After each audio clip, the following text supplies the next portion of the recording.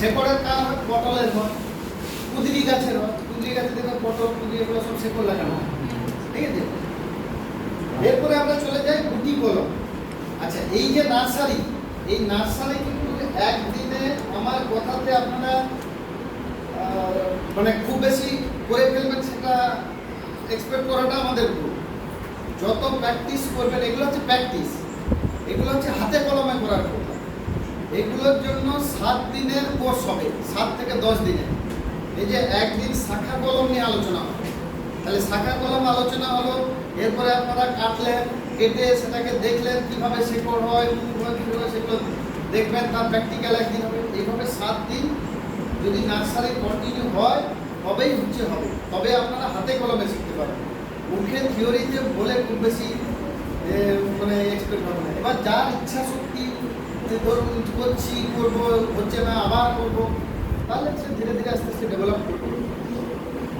এরপরে আমরা যেটা যাবো একবারে গুটি কলম। গুটি কলমে করার টাইম হচ্ছে বর্ষা। করা যায় পেয়ারা, লেবু, লিচু, জামরুল, গোলাপজাম, ঠিক আছে। তারপরে টগর, জবা, ডালিম এগুলো দিয়েছে।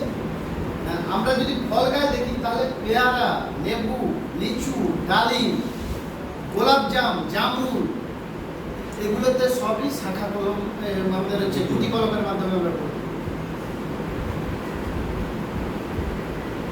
তাহলে গুটি কলমে কি হয়, গুটি কলমে গাছের একটা শাখাতে আমরা শেকড় বার করি। আগের শাখা কলমে কি করেছিলাম, আমরা মাদার গাছ থেকে কেটে নিয়ে চলে এসেছি, কেটে নিয়ে এসে বালিতে লাগিয়ে তারপরে আমরা শেকড় বার করেছিলাম। তো এখানে কি হবে, মাদার প্ল্যান্টের সঙ্গে অ্যাটাচমেন্ট থাকবে, থেকে আমরা ওখান থেকে শেকড় বার করব। শেকড় বের হলে তারপরে কেটে দিয়েছিলাম। আগেরটা আমরা কেটে নিয়ে এসে শেকড় বার করেছিলাম, আর এখানে শেকড় বার করে তারপরে কাটবো।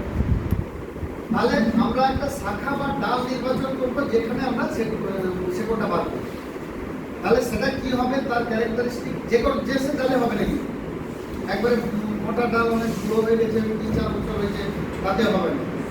আবার ধরুন একবারে নরম ডাল, তাতেও হবে না। তাহলে ডালের বৈশিষ্ট্য কি হবে, ডাল হবে কড়ি আঙুলের মতো মোটা, এই আঙুলের মতো মোটা একটা ডাল হবে। ডাল হবে সতেজ, নীরব, সুস্পষ্ট, তাতে সতেজ হবে, রোগ থাকবে না, রোগ জীবাণু যেন সেই ডালে না থাকে। ডালে কোনো ফুল ফল না থাকাই বাঞ্ছনীয়, কোনো ফুল ফল রাখা যাবে। যারা নার্সারি ম্যান তারাই দেখবেন পেয়ারা গাছে একটা পেয়ারা ঝুলিয়ে রেখে বিক্রি করছে, তো অ্যাকচুয়ালি উচিত নয়। এবার তারা করে কি, লোককে দেখানোর জন্য, দেখো আমার এই পেয়ারাটাই কাটতে হবে, ঠিক আছে। কিন্তু আপনি যখন ওই পেয়ারা সহ কিনলেন, আপনার প্রাথমিক কাজ হবে পেয়ারাটাকে আউট করে তারপরে লাগানো, তাতে গাছের যাতে বৃদ্ধি বেশি হয়। গাছের আমরা বলি দুটো ফেজ, একটা হচ্ছে ভেজিটেটিভ ফেজ আর একটা রিপ্রোডাক্টিভ ফেজ। ভেজিটেটিভ ফেজে গাছের ডাল, মুকুল, শেকড়, পাতা এগুলো বেশি হয়, আর রিপ্রোডাক্টিভ ফেজে গাছের ফুল হয়, ফল হয়। তাহলে গাছের যখন আমরা শাখা, মুকুল, শেকড় এগুলো বেশি হবে, যত বেশি হবে তত ফুল ফল আপনার বেশি হবে।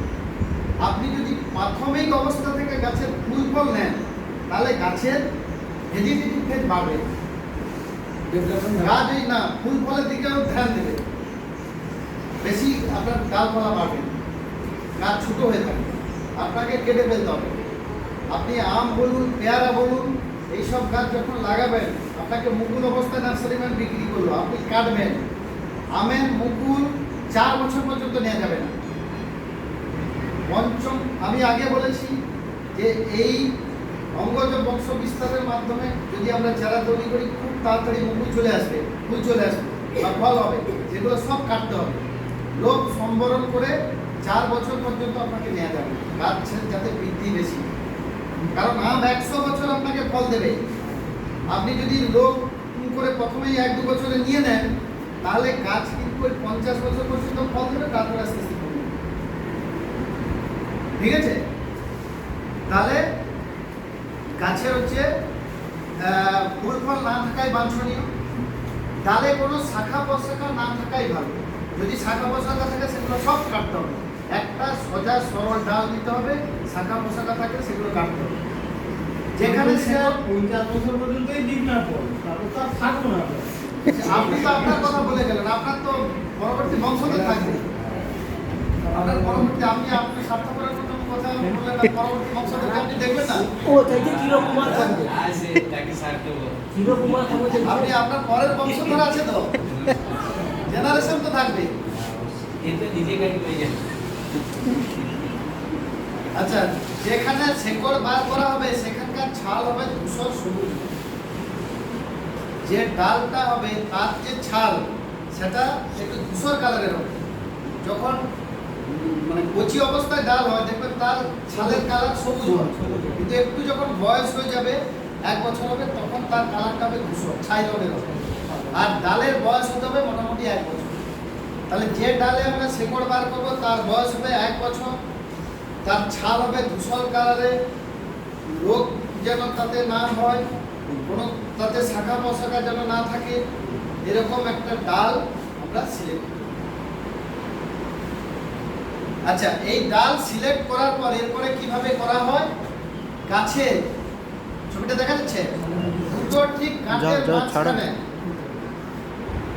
শেকড় সবসময় গাঁট থেকে বেরোয়, ঠিক দুটো গাঁটের মাঝখানে ছালটাকে আমরা তুলে নিই।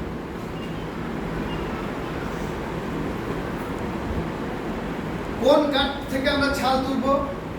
সাধারণত গাছের ডগা থেকে 45 সেন্টিমিটার নিচে দুটো গাঁটের মাঝখানে ছাল তুলব। আপনাকে যেটা বললাম যে একটা ডাস্টারটা করে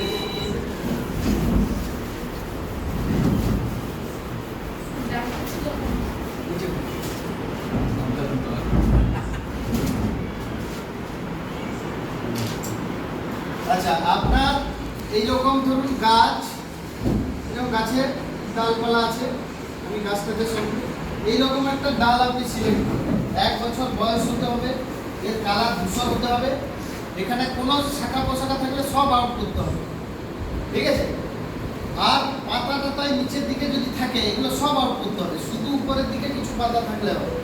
ঠিক এই ডগা থেকে 45 সেন্টিমিটার নিচে, মানে 1 হাত নিচে 45 সেন্টিমিটার নিচে এখানে দুটো কাঠের মাঝখানে যে ছাল, সেই ছালটা পরিষ্কার করে তুলে ফেলতে হবে। কিভাবে তুলবেন? আপনার ওই ছুরিটা কাজে লাগবে। প্রথমে যেটা বলেছিলাম গ্রাফটিং এন্ড বার্ডিং নাই, ঠিক এইখানে ধরুন গার্ড আছে, এইটা এইখানে ধরুন আমার হাতের কাছে গার্ড, এখানে গার্ড, এইখানে একটা এরকম ছুরি দিয়ে রিং করলেন, আর ঠিক এই গার্ডের নিচে ছুরি দিয়ে একটা রিং করে নিলাম ভালো করে। এই রিং হয়েছে, মাঝখান দিয়ে চিড়ে দিলেন, চিড়ে আস্তে আস্তে ছালটা তুলে, ছাল উঠে যাবে, ছাল উঠে যাবে, আর ছুরির ডগা দিয়ে ভালো করে এগুলো চেঁচে তুলে দিতে হবে। কোনো সবুজ অংশ যেন না থাকে। সবুজ অংশ থাকলে কি হবে, এখানে আবার শেকড় বেরোবে না, আবার সেই ডালটা হয়ে যাবে, মানে ছাল হয়ে যাবে। সবুজ অংশটাকে ভালো করে চেঁচে তুলে দিতে হবে। এমনভাবে তুলতে হবে যেন গাছের কাণ্ডের সাদা অংশটা বেরোবে। এখানে ছবিটা দেওয়া আছে, সেরকম সাদা অংশটা বেরোবে। এরপরে ঠিক এই যে উপর থেকে যে গাঁটটা, এই গাঁটটা থেকে শেকড় বেরোবে। এই উপর থেকে যে দুটো গাঁটের মাঝখানে আমরা এখানে ছালটা তুলেছি, ঠিক এই গাঁট থেকে শেকড় বেরোবে। তাহলে এই গাঁটে আমরা হরমোন পাউডার লাগিয়ে দেব। এই গাঁটে হরমোন পাউডারটা লাগিয়ে দেব। লাগানো হয়ে গেল। এরপরে ওই কাটিং এডস, ওই হরমোন পাউডার মানে কাটিং এডস। ওই রোটেন্স কাটিং এডস কাঠে লাগাবো না, ওই এটা গাঁটে লাগাতে, না কাঠে লাগাবো না, শেকড় তো বেরোবে কাঠে, গাঁটে লাগাতে। কাঠে লাগাবে। গাঁটকে কাটা যাবে না। আপনি গাঁটের এই যে গাঁট, এই উপরের গাঁটটাকে যেন কোনো আঘাতপ্রাপ্ত না হয়, এইখান থেকেই আপনার শেকড় বেরোবে। গাঁটের ঠিক নিচ থেকে ছাল আপনি তুলবেন। হরমোনটা কোথায় লাগাবে? এই গাঁটে লাগাবেন। গাঁটে। সব সময় শেকড় গাঁটেই বেরোবে, হরমোন গাঁটেই লাগাতে হবে, ঠিক আছে? আচ্ছা, এরপরে আমরা কি করব? এই যে আরো ছবিটা পরিষ্কার করে এখানে দেখুন, এখানে একটা রিং এবারে শুধু করে দেওয়া আছে, দেখা যাচ্ছে পিছনে? ছাড়ো। না দেখা যাচ্ছে? ছাড়ো ছাড়ো। হ্যাঁ, ঠিক। ঠিক আছে, এরকম ছাল আস্তে করে তুলে নিতে হবে। তুলে নেওয়ার পর এরপরে যে হরমোন পাউডার কাটে লাগাচ্ছে, দেখছে হরমোন পাউডার কাটে লাগাচ্ছে উপরে উপরের ছবিটাতে। হ্যাঁ কাটলাম। এরপরে কি করতে হবে, হরমোন পাউডার লাগানো হয়ে গেল, আপনাকে কিছু মাটি এবং গোবর, পচা গোবর, কাঁচা গোবর না, পচা গোবর, সেটা একটা মিশ্রণ তৈরি করতে হবে। সেটা যেন হালকা কাদা কাদা ভাব থাকে, মানে জল ময়েশ্চার থাকে, একবারে শুকনো খটখটে হলে হবে না। দিয়ে ওই কাটা অংশে লাগিয়ে দিতে হবে। ওই যে মাটিটা আপনি দিয়ে দিলেন, মাটি গোবর, ঠিক আপনার দেখবেন 20-25 দিন পরে ওই গাঁটের পোর্শন থেকে আপনার শেকড় হবে। তার আগে কি করতে হবে, মাটি যখন আপনি লাগালেন, বর্ষাকালে করছেন, বৃষ্টিতে ধুয়ে যাওয়ার সম্ভাবনা থাকবে, তখন কি করতে হবে, পলিথিন একটা ওখানে বেঁধে দিতে হবে। পলিথিনে স্যার বাঁধা হবে, গাঁটে তো হরমোনটা লাগানো হলো, আর আমরা কাটিং যেটাকে করলাম ওইটাতে পলিথিন দিয়ে মাটি দিয়ে পুরো ঢেকে দিতে হবে। মাটি আর হ্যাঁ, মাটি গাঁটের মধ্যে মাটি দিয়ে দিতে হবে। গাঁটের মধ্যে মাটি তো দিতেই হবে, ওখান থেকে তো শেকড়টা বেশি হবে। সেটাই তো বলছি যে গাঁট পর্যন্ত মাটি দেওয়া হবে কিনা। হ্যাঁ, গাঁট পর্যন্ত মাটি দিতেই হবে, ওইখানে তো শেকড় বেরোবে। এই যে ছবিটা যেটা দেখাচ্ছে, আচ্ছা, গাঁট পর্যন্ত মাটি দেওয়ার পর, মাটি দিলেন, এরপরে যেটা কি হয়, আমরা বলি নারকেলের যে ছিবড়া, সেই ছিবড়াটাকে তুলে নিয়ে এসে ওর মধ্যে লাগিয়ে দিতে হবে। লাগিয়ে দিয়ে হালকা বা ভিজিয়ে আপনি লাগিয়ে দিতে হবে। নারকেলের ছিবড়া সংগ্রহ করলেন, ভিজিয়ে নিলেন, ভিজিয়ে নিয়ে আপনি প্রথমে মাটি দিয়ে দিয়েছেন, তারপরে নারকেলের ছিবড়া দিয়ে পলিথিন দিয়ে বেঁধে দিলেন। এইটুকু কাজ। এখন তো এই সিজনটা তো এখন উপযুক্ত টাইম। উপযুক্ত সময়। আপনার যদি কোনো ভালো জাত থাকে, আপনি গিয়ে আগে করবেন ওটা, লেবু গাছ লেবু গাছে করে নেবেন। ঠিক আছে, দিয়ে ঠিক 20-25 দিন পরে আপনার হচ্ছে শেকড় বেরিয়ে আসবে। আপনি যে পলিথিনটা লাগিয়েছেন, স্বচ্ছ পলিথিনের উপর দেখতে পাবেন শেকড় বেরোচ্ছে। মোটামুটি 1 মাস বয়স হয়ে গেলে আপনি ওটাকে কেটে এবার পলি প্যাকেটে লাগান।